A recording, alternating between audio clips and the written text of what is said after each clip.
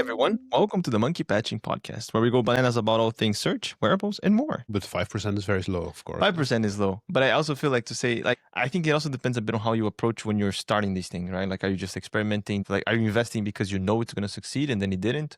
He argues juniors are inexpensive and AI native, and he calls code percentage bragging a silly metric that celebrates bad code. A key takeaway: keep hiring grads, then use tools like Keto, which is an AWS IDE, to train and accelerate them instead of hollowing out pipeline. I think this is maybe a bigger step, but it's comparable. In the end, it's about like learning best practices and with whatever tools that you're using.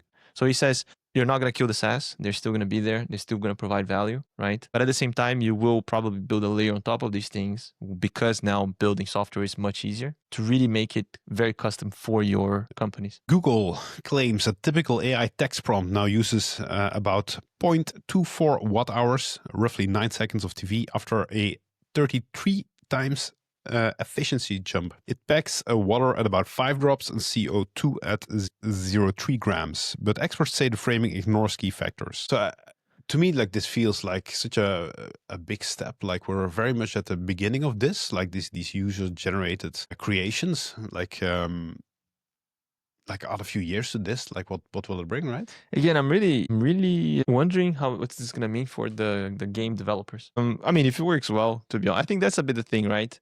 There's a lot of promises. If it works well, I'll be down to invest in it, right? But